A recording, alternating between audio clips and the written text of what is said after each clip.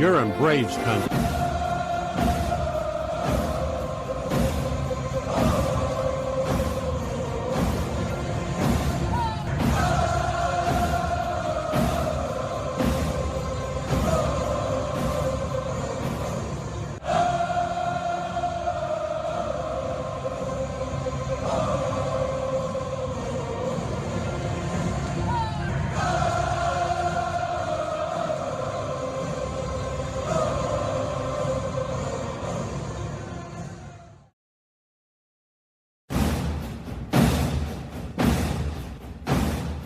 Ladies and gentlemen, we interrupt our program of dance music to bring you a special bulletin from the Intercontinental Radio News. You're in Braves country.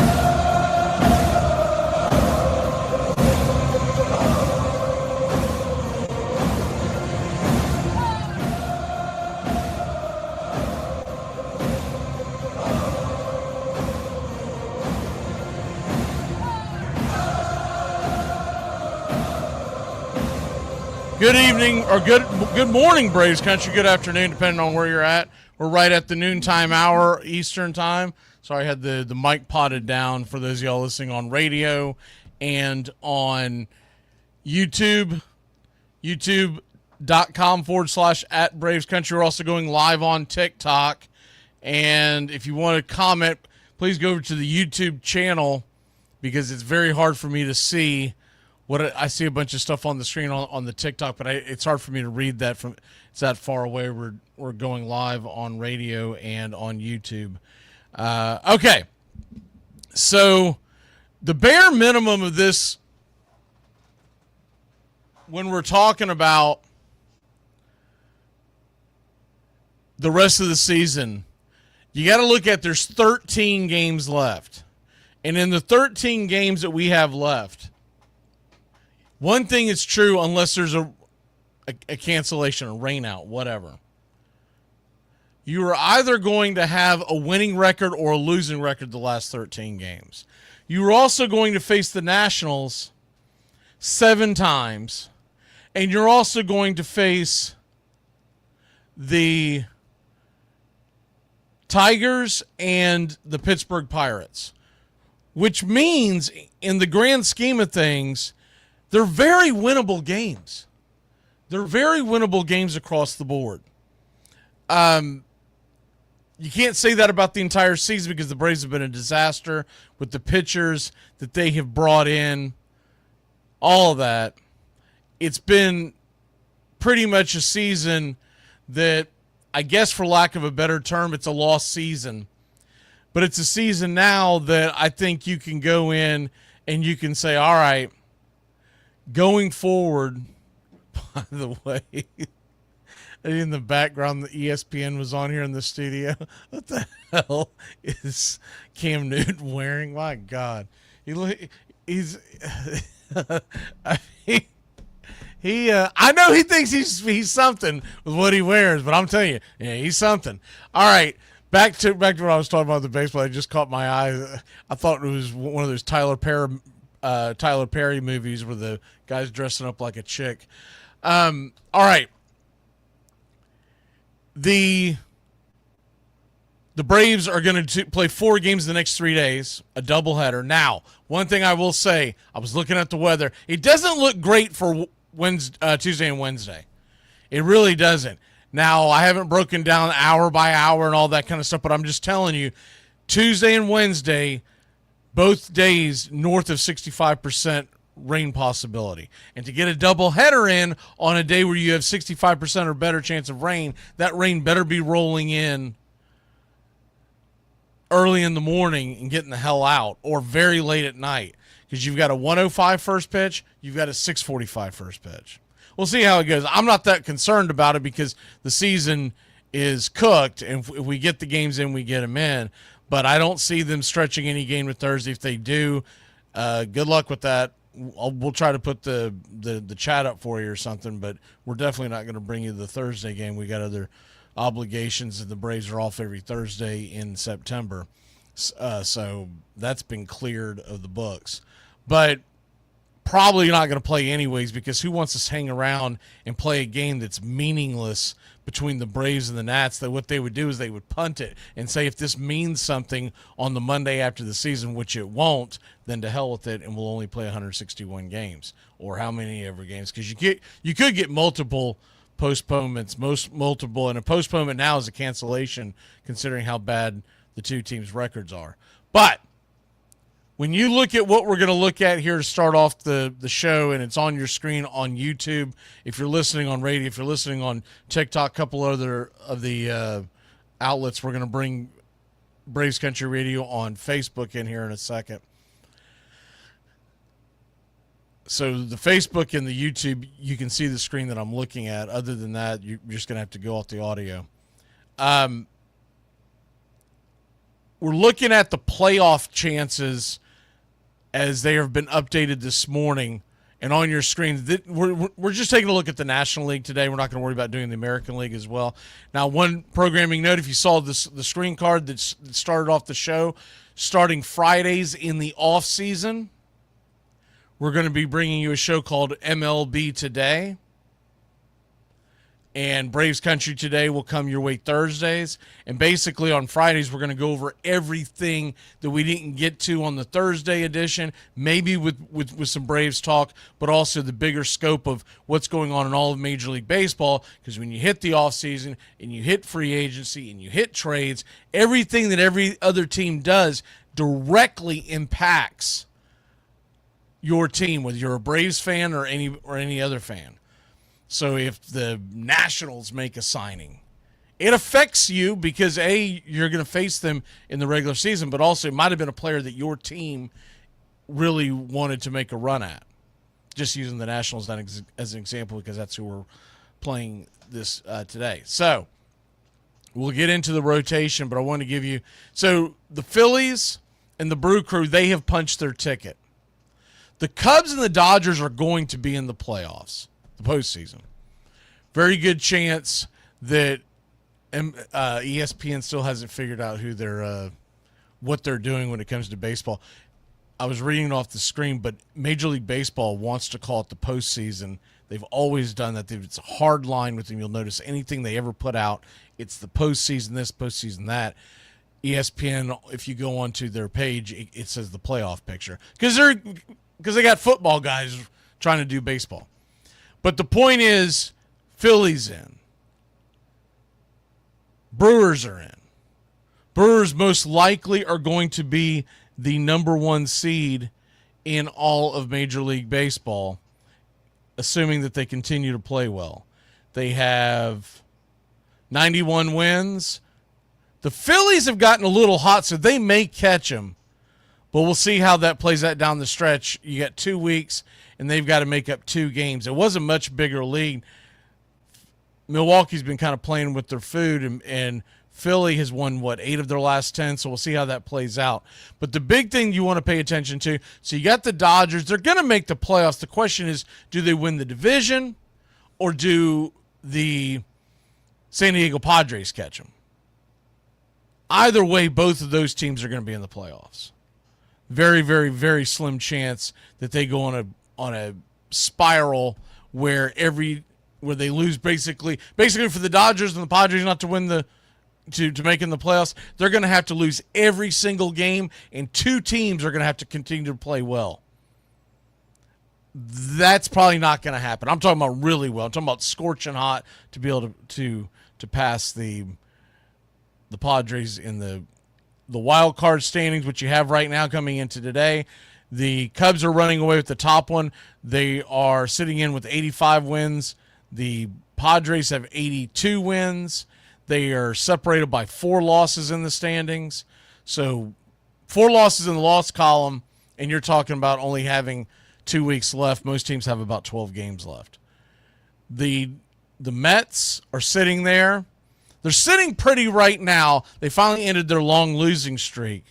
But they've got problems when you talk about, so when you see this 60% chance of making the playoffs on your screen, that is, realize this is all analytical stuff. And I said forever, expected stats are fables. And that'll probably be on my tombstone because expected stats are fables. You'll see all these statistics come out, and I'm sorry, but you've got to watch the games, and you have to understand that the Mets are having a free fall because they can't rely on their starting pitching. I mean, they've got Kodai Senga down in the minor leagues, and Minaya has been pushed to the bullpen. And these are two of the guys that they expected on opening day to be. If you ask them on April 1st, when was opening day? March 28th or 27th? If you ask them on April 1st or March, we'll say March 1st because you're going into spring training, who are going to be your two guys if you make the playoffs to pitch games 1 and 2? Those are the two names you would come up with. That's it. Instead, they're leaning on rookies. McLean has been really good. And they've got 3 rookies in the rotation. Look, I know Tong struggled, but they're leaning on a rookie rotation. They're talking about now this week, I can't remember which day it is, but they're talking about a combination of Clay Holmes being piggybacked by Sean Manaea because they can't trust either one of them to go through the lineup twice. So they are having issues. Now we'll get into all that here in a second. But I wanted to give you an idea of what's going on. Arizona has pulled into 3rd place right now. And for some reason, I don't see San Francisco on here, so they really spit the bit. San Francisco should be on here. So their graphics department, once again, spit the bit. Well, their baseball department. But we all know ESPN's not real. It's not the real place you go to figure out what's going on in the world of sports, much less baseball. ESPN's more of just a television show. But San Francisco is sitting a game and a half behind the Mets. It is to be circled. The Mets do have the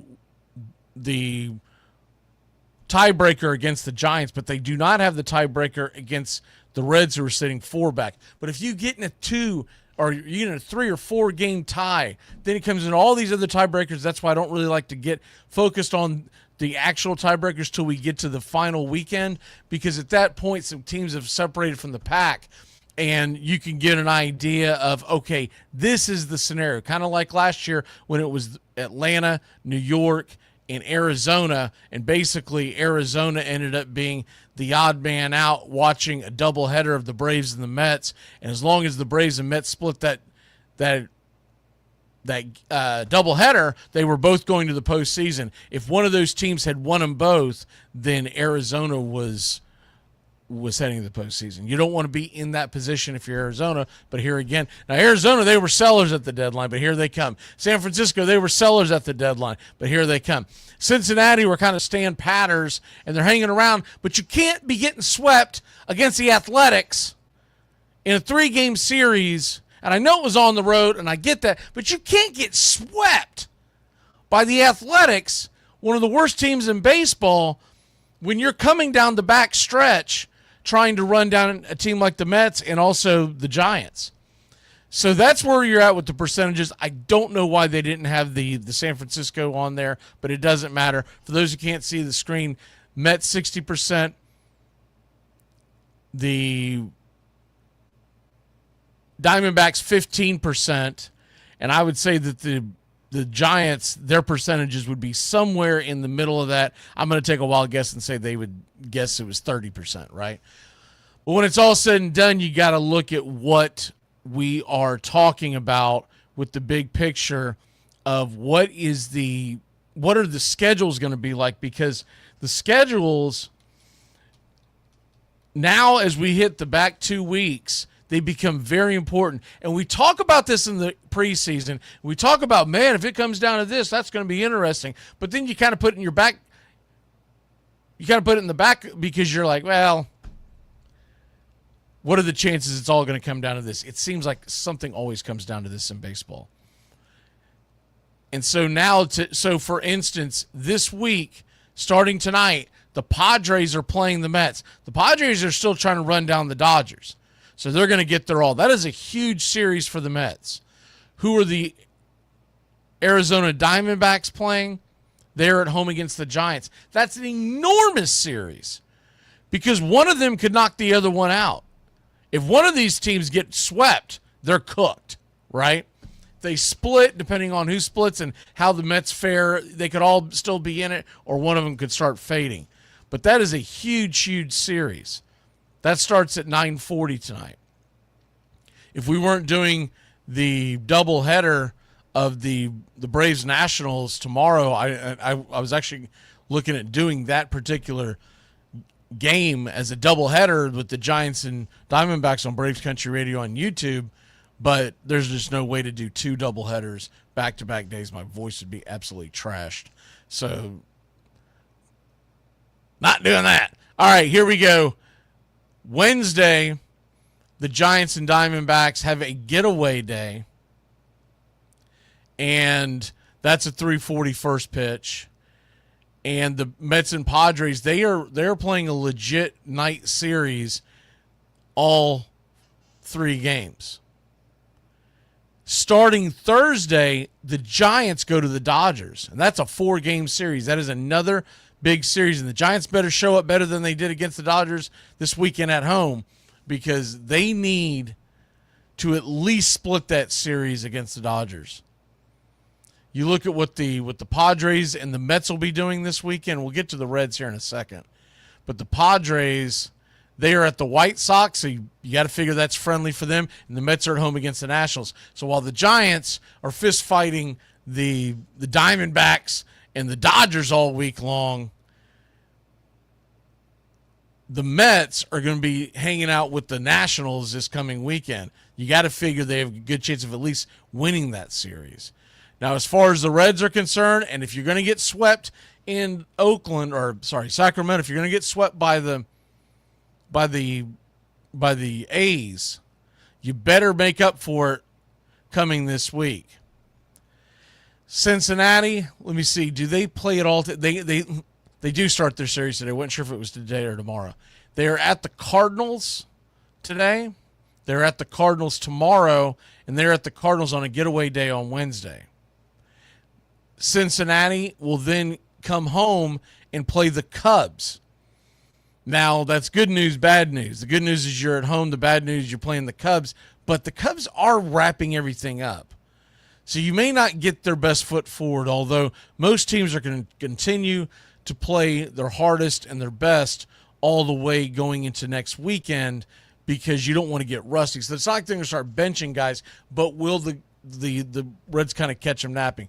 But the Reds have an opportunity when they come out of that series with St. Louis. They then play the Cubs at home, and early next week they're at home against the Pirates. And when you look at how they finished the weekend, they're at home. They're on the road to the Brewers. And we were talking about this series a couple of months ago, if you remember. The Brewers will probably be packing it in.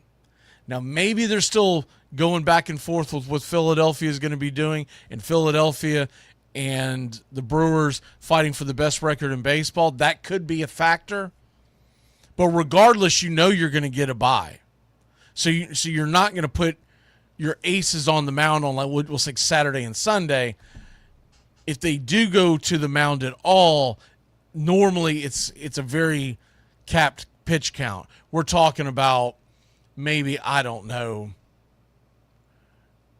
typically on the last start before you head to the before you head to postseason, you know you're going to get a week off. Typically, you'll see the guys throw 3, maybe 4 innings, and then they'll shove. They don't care about getting the win. They'll just take them out. They just want to keep him stretched out, and away we go. It's a glorified, extended practice bullpen session, and you'll have that. So it's an uphill battle for Cincinnati, but if they're going to do anything, they got to start doing it this week and take advantage of the games that they should be winning. I mean, St. Louis, I know you're on the road, but come on. A home against the Pirates, come on. Because when you face the Cubs and you face the Brewers, you're hoping to split those series, which means you need to at least win every series the rest of the way, or you better get some sweeps going on. See if we got anybody that wants to fire into the YouTube chat on Braves Country Radio, fire away. Starting to pay attention to it a little more. So let's go into, I wanted to show you this on you'll hear me make comments all the time during the broadcast about the show card for a player, for an umpire, excuse me. And you'll hear me talk about, man, I can't wait to see so-and-so's umpire card tomorrow. Man, I can't wait to see this. I can't wait to see what they're going to look like. Let me see if I can get that on your screen just a little bigger, because it's a little, I know. I guess that's as big as it'll play out. But anyways, move it over here just a little bit. Hopefully you can see that okay on your phone if you're watching via your phone. If you're watching it on a TV screen, it comes in fine, but I'm more concerned with people being able to see it on their phone. All right. Tony Randazzo yesterday. And you'll see this on the screen. You'll see all these missed pitches. You'll see the balls that hit the strike zone. I referenced a couple of them. You'll see the red dots that are outside the strike zone but called a strike, inside the strike zone but called a ball. But you only see them highlight typically a half dozen, maybe 10 on the screen as you see that little deal, and it says impactful calls. And what they'll say is, okay, for instance, the first impactful call, top of the first, Wentz to Myers with 2 outs, runner on first, and it's a 2-2 count, and a strike is called a ball, meaning it would have ended the inning. If you watched the game yesterday, you remember me talking about that because I was ticked off because it almost cost the Braves in that scenario. He ended up getting out of it, but you're also talking about running the guy's pitch count up. He only went 4 innings yesterday, et cetera, et cetera. What they typically do with the impactful calls, it's basically saying that missed strike would have ended the at-bat, or that missed ball would have sent the guy walking to first. That's typically what it means. But I contend to you that they're all important, they're all impactful, because they change the count. If you got a 2-1 count and the umpire misses the call and it goes to 2-2, advantage pitcher. Or if you go the other way around, 3-1, huge advantage to the hitter. And he's sitting in at 93%, 94%. That's actually not terrible, considering on the overall accuracy and consistency. But you can see the called strike accuracy, 92%. Called ball accuracy, 94%. I don't know if you can see the smaller print. They're saying that yesterday it averaged out, or that his average is 88%. Tony Randazzo is terrible behind the plate, is the point.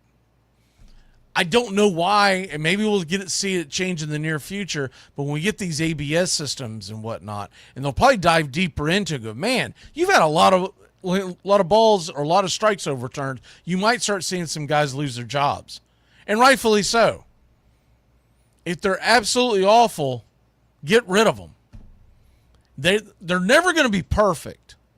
It's a very difficult thing to do, sit there and call balls and strikes behind home plate. If you've never done it, it's very difficult because you don't have the advantage of having these little box that you see on your TV. But the guys that have the egregious calls, they don't have it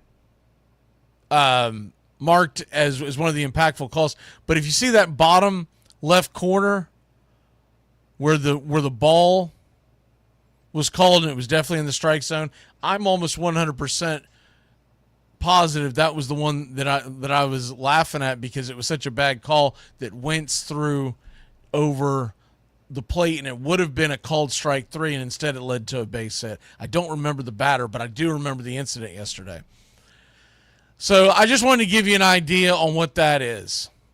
And we move on from that and let's see if we can get to the Braves schedule fairly quickly to this, because we're going to go over the upcoming schedule, as they're going to play a 4-game series, question mark, because of the weather. I don't know if they'll get it in. I hope that they do, but I have my doubts when you see over 70% chance of rain on Wednesday and you have a 65% chance of rain on Tuesday, and Tuesday is supposed to be a doubleheader. So it doesn't matter when it comes in, it's going to affect one of the games, unless for some reason it's an overnight type thing. All right, let me change the screen back. See if we can get this here. And tonight's game, Tomorrow night's game and Wednesday night's game, they're all 6:45 first pitch. So keep that. I'm sorry. Tonight's game and Tuesday night's game, they're 6:45. Wednesday is a 4:05. It's a little bit of a different start. So 4:05, assuming weather. And, of course, tomorrow's day game comes in at – let me switch the tabs over real quick. It ends up being 1:05 first pitch. So there you have that. Change this up for you so you can see it just a little better. And, all right, that should help you out a little bit. Okay, today it's Strider versus Parker. And I was right. If you watched the broadcast yesterday during the game, they did end up pushing Sale to the night game. So it's Sale versus Gore, and it's Irvin versus question mark for the Braves. They could go a number of different ways. They'll probably make an announcement tonight after the game. It's probably going to be someone that they're going to call up that is not currently on the roster. Typically, that's what they do. And because of the rules of Major League Baseball, you can't announce it. Waldrop is going on Wednesday, and he'll be going up against Brad Lord. Sale's going up against Gore. And, of course, Irvin, once again, tomorrow, 1:05. We have no idea. You got to give us the advantage in this series to at least split, but I think we have a chance to winning this series if we play all 4 games. You've got a guy in Parker going up against Strider. That's an advantage. Braves. Strider's been pitching much better. Parker's got some pretty good stuff, but he's been up and down. Irvin pitches well against the Braves. He just always has. Even if when he's pitching terribly, he's had such a roller coaster of a career, he tends to keep the Braves shut down. So if you're looking at tomorrow, money line and all that kind of stuff and how many runs given up, Irvin typically goes about 6, maybe gives up 1, but a lot of times 6 shutty against the Braves with about half a dozen strikeouts. Then we have Sale versus Gore. That really is ace versus ace. And Waldrop versus Brad Lord. Huge advantage for the Braves, assuming Waldrop pitches much better than he did last time out. But all in all, Waldrop much better pitcher than Brad Lord right now in their careers. So it's going to be key to win the game tonight. I would expect to win the game on Tuesday night and probably drop the game on Tuesday morning or Tuesday afternoon, 1:05 first pitch. And Waldrop versus Lord, I got to give the advantage to the Braves. We haven't been able to say this much over the last few months that the Braves look like the favorite in a series, but they look like the favorite in a series. See if there's any comments here in the YouTube section. It's doubtful that it's a bullpen game, PETA, though it could be a quasi-bullpen game. Because remember, you've got an extra. So first of all, you got the expanded roster for September, so you can go and grab any guys you want. So in theory, you could do a bullpen game, but they'll probably give someone a chance to get some innings. And I don't want to sit here and speculate because there's a huge list of guys that they could go from that could easily jump in. And when you're talking about the starting pitchers, I mean, you could do – look, don't be shocked if we see one of the guys that we've seen in the past. Remember Didier Fuentes? That's a possibility. See, we take another stab in the dark here.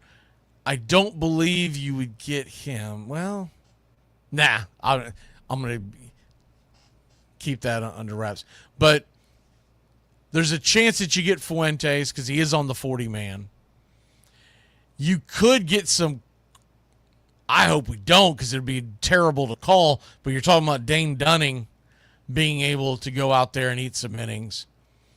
You're talking about you could do a swing situation where you got Dunning opening and the swing man being Connor Siebold. But like I said, one of the reasons why I don't like to speculate because it's too confusing and who gives a crap anyways. They'll tell us tomorrow night or they'll tell us tonight after the game. The other few things I do want to go over here before we dip out.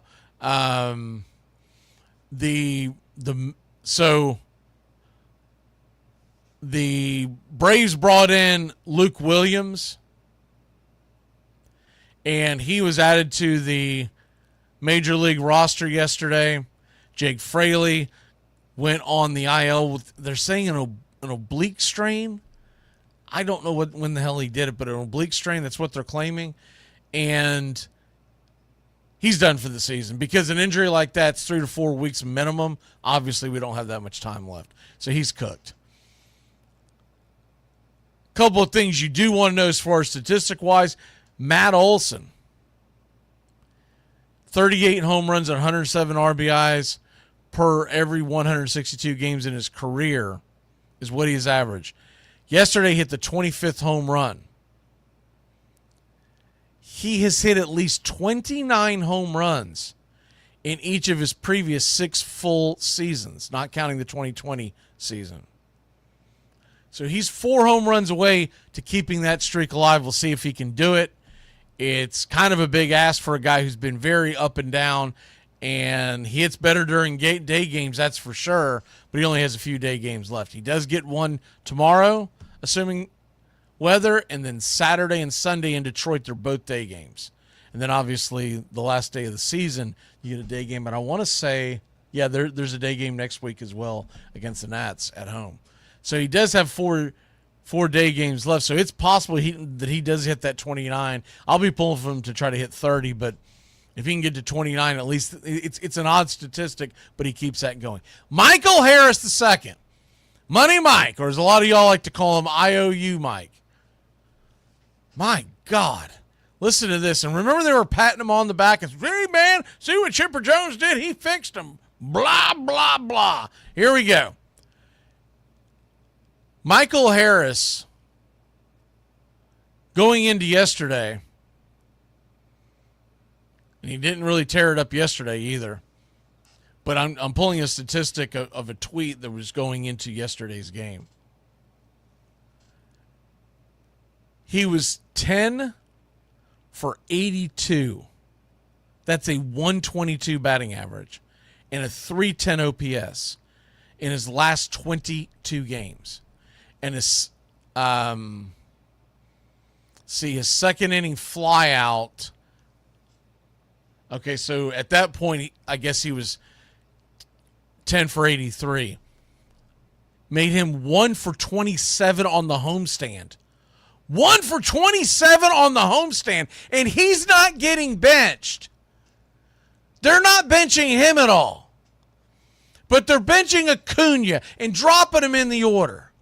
And all that bullcrap. And you're trying to tell me that it doesn't have something to do with the fact that Brian Snicker does not like, I'll say he hates Ronald Acuna Jr. I'll stand on that statement. He has an issue with Acuna, and it probably goes back many, many years, but it didn't help the fact when Acuna sent his tweet out this year during his rehab stint, and we all know what happened with Kelnick. We went over it a few shows ago, blah, blah, blah. But that's not a manager I want, is somebody who hates his most talented player and is not going anywhere. To all the knuckleheads and the morons that think the Braves are going to trade Ronald Acuna Jr., are you insane? Have you lost your mind? Are you loco? Or just flat out stupid? Tell us which one it is. Because you're either insane or stupid. Because no rational Braves fan believes that Ronald Acuna Jr. is on the trade block. And you'd never sell him at his lowest anyways. So you're not going to sell him at his lowest value. So tell me that you're probably just a knuckle dragger as opposed to cuckoo. That's going to be my guess. But I don't want anybody running my team that thinks that guy should be in charge and does not put his best foot forward and keeps playing with Acuna in the batting order. But Harris can go out and go, at that point it was 10 for 83. I don't have the rest of it in front of me. With a one for 27 at the homestand at that point. This was during yesterday's game. And he continues to play every single day, and he continues to be somewhere around the 6th or 7th, depending on if it's a righty or lefty. But they'll drop Ozuna down to the 8th spot if there's a righty on the mound. Make it make sense. I know Ozuna hasn't been hitting well either, but my point is he's full of crap. If he's saying, well, we're doing it because they're struggling, he's struggling, then explain Michael Harris, you dope. All right, I'm off that soapbox, but I just have to point out, when you believe the nonsense of, well, he won the World Series in 2021, you got to give him credit, then you got to give him blame for all the other crap where he hasn't won since then. He's not going to make the playoffs this year. Don't want to hear about the injuries. Every team has injuries. The offense stunk. He did not put a charge into anybody to get the offense rolling before we had the injuries with the pitchers. 2024, lifeless clubhouse. 2023, great offense, spit the bit in the playoffs. 2022, spit the bit in the playoffs. He's not a leader. He's a schmuck. He's a schmo. He's an all shucks. This happens to me. He's sitting there trying to say, by the way, for you football fans, there's breaking news that Joe Burrow will undergo surgery for his turf toe. He's gone 3 months. But this putz continues to tell us if he is going to retire. It ain't up to him, and it shouldn't be. Not a guy who's been in the I mean, hell, it took him 40-something years to become a manager. Do you see why it took him 40-something years to be a manager in Major League Baseball? Because nobody thought he could freaking lead a room, and he can't. He got lucky as hell that trade came through with all the alpha dogs in 2021. Without that, without Jock Peterson, without Jorge Soler, without all those guys, Brian Snitker's already been fired. Brian Snitker would have been fired after the 23 season. The 22 and 23 season, he had the best roster in baseball. He did not get out of the first round. That's not a leader. That's what they like to call putts. All right, Luke Williams coming into the fold. I think the biggest thing that does for the Braves is it bolsters the bullpen. Now Snitker will be happy as hell he can send him out there for the last three innings of a blowout, and he'll just have him up there throwing flutter balls. And we went over this during the game the other day, but we didn't talk about it on the show. Ronaldo Lopez is throwing off the mound. I think he threw 20 pitches on, I guess that was Friday, and they're going to continue to stretch him out. I don't think he'll pitch this year. I don't see the reasoning to do it, but they may throw an appearance in at the end just to get him motivated and put some juice into him going into the offseason. I think that's about it. See if anybody else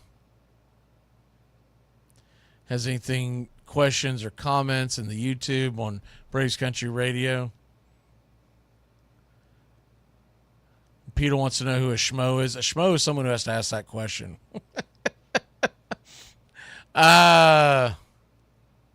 See what we got here. All right. I think they're just rattling on about what they had for breakfast. All right. We'll see you next time. Friday, Braves Country Radio will come on the air. We do this before every series. It'll be Friday is right after the football show, so it's going to be at 10:05. I think is the time we're actually coming on to Radio Land, but 10 a.m. hour after the Armchair Quarterbacks betting show that we do on Braves Country Radio, football betting. We do those on Thursday and Friday for those of y'all who haven't caught that. And I had another pretty good week. Over 63% since 2014. I have to do the numbers, but I know I hit a couple of them I spit the bet, but that's what happens in the betting world. We'll see you next time. Don't be a schmo.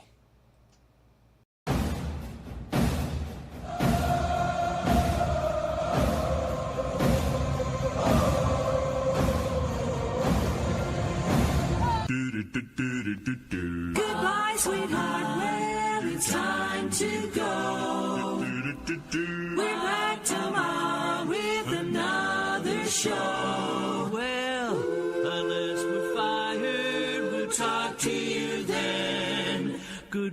Goodbye, sweetheart. Goodbye. Goodbye. Guys and gals, it's time to go. We'll see you on the next show. Same bat time, same bat channel. It's closing time, y'all. You don't have to go home, but you can't stay here. Have a great one. On your way out, please like and subscribe. And don't forget to tip your favorite bartender. We'll see you. I'm Mac McGee, signing off for Braves Country Radio.